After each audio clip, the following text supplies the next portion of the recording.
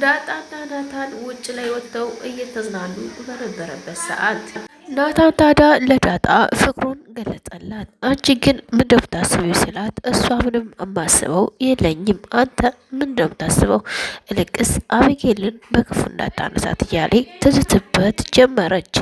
አቢጌልን ምንም አይነት ነገር እንድታስከፋት አልፈልግም፣ ከእሷ ጋር ፍቅርህን ቀጥላለችው። ሰላም ፍቅረኛዬ ነው ብላ የልጅ አባት ነው ብላ ቤተሰቡን አስታወቀቻቸው። ውሃ የሰላም ባልመጣ ብላ በጣም ተደስታ በመመልከት ላይ ነበረች። ሰላም ይሄን ውርደት አሁን ላይ ውርደቱ ጨመረባት። አቢጌል ማጥመዷን ረሳች። ይሄ ሰውዬ ማን ቁጥርን ሰጠህ፣ ከየት ነህ፣ ከወዴት ነው ብላ ሳታጣራ ቤተሰብ ድረስ አምጥታ ስታሳውቅ አቢጌል አዋራደቻት። በጣም ያሳዝናል። ሰላም እንደዚህ ማድረግ አልነበረባትም ነበር። ይህን ሁሉ ሴራ ማወቅ ነበረባት። ከማን ነው፣ ከየት ነው፣ ከወዴት ነው ብላ። ሰላም ግን ያልጠረጠረችው አምጥታሱን አስተዋወቀች። ቤተሰቡ እንዳለ ተረበሸ። ናታን በጣም ደነገጠ። እንዴት ሰላም እንዴት አድርጋለች ሳታጣራ የማታውቀውን ወንድ እንዴት ታመጣለች አለ።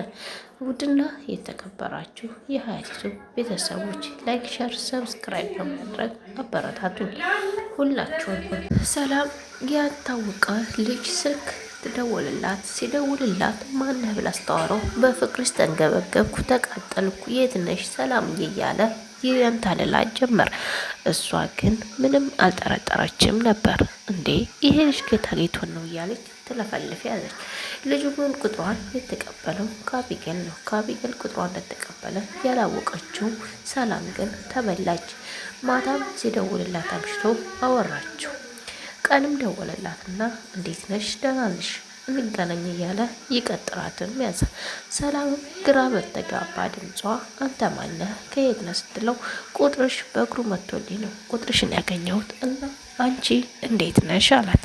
እሷም እኔ ደህና ነኝ አንተስ እንዴት ነህ አለችው።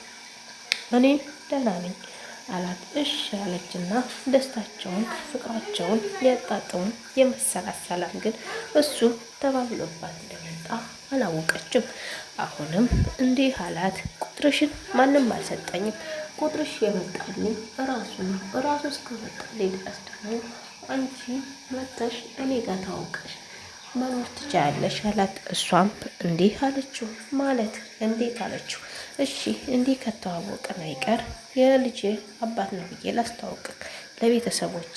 እኔ ነፍሰ ጡር ነኝ፣ ግን ባልሽ ማን ነው እያሉ እየበጠበጡኝ ስለሆነ እባክህ ላስተዋውቅ ስትለው እሹ ችግር የለውም ማለት። እሷም ደስ አላትና ቀጥራ ቤት ድረስ ልታመጣው ሞከረች። እናም ዳጣን ጠየቀቻት። ልጁን ግን ታውቂዋለሽ? መጀመሪያ አጣርተሸዋል አለቻት። አይ አላውቀውም ማቻት ማ ይባላል ስሙን ስትነግራት ይህል ሰውዬ አዲስ አልሆነብኝም ታይ ሰላም ስትላት እሷም ችግር የለውም የመጣውን እጋፈጠዋለሁ እንግዲህ ምን አደርጋለሁ አለች ሰላም። ናታን እንዲህ አላት ዳጣን። ናታን እንዲህ ሲላት ነገራት። ዳጣ ምን ሆነሽ ነው እኔና አቢጌል አንድ ላይ ስታይም የማትናደጁ ወይም የማትበሳጩ ለምንድን ነው ሲላት፣ እኔ ምን አገባኝ እሷ ጋር ብትሆንም ደስተኛ ነኝ ለምን እናደዳለሁ አለችው። ቆይ አንተ እኮ የደረጀ ልጅ ብትሆን በጣም ወድ ነበር አለችው። ለምን ሲላት፣ ምክንያቱም ወንድሜ ትሆናለህ አለችው። እንዴ አንቺ የደረጀ ልጅ ነሽ እንዴ አላት። አሁን የደረጀ ልጅ ነኝ አለችና አይ አለችው። ለምን እዚህ ቤት እስከኖርኩ ድረስ ምክንያቱም ያው የደረጀ ልጅ በለኝ እና ምን ችግር አለው አለችው። እሱማ እኔ ችግር የለውም ግን አይደለሽም አላት። አሁን ለመሆንስ አይደለም ግን ማወቅ ከፈለግ ቤተሰቦችን አስታውቃለሁ ምናምን እያለች አፎዘችበት። እሱም እሺ አለ ማለት ነው። አቢጌል እሰራልሻለሁ እያለች ሰላምን ታጥቃት ይዛለች። ሰላም በጣም ደንግጣና በጣም ተናዳለች። አሁን የአቢጌል ሴራ ይሆናል ልሰው ወይስ አይደለም እያለች ውስጧን እያሳመነችው ትገኛለች። ባታሳምነው ሴት ልደርስ ነግረዋል የቤት መጠቅ እንድትተዋወቅ ይሆናል። ይህን ነገር ደግሞ ይነግራታል። አቢጌል እንዲህ ብላኝ ነበር ይላታል። አሁን ላይ ሰላም ኪሳራ ላይ እንዳለች ውስጧ እያወቀም ቢሆን ግን ምንም ማድረግ አልቻለችም። ውሃ ግን ደስተኛ ሆናለች። የሰላም ባል ይመጣ ነው እያለኝ በጣም ደስተኛ ሆናለች። አሁን በቃ ናታን ከዳጣ ፍቅር እንደያዘው አወቀችበት። አንተ መሆን የለበት ለአቢጌል ነው፣ አቢጌልን ተተንከባከብ፣ እኔን የተንከባከብ ያክል ነው ያለች። እሷም ለአቢጌል እንዲሆን ትመክረዋለች። እሱ ግን የወደደው ዳጣን ብቻ ነው። ዳጣን ለምንድን ነው እሱ እንዲወዳት የማታደርገው?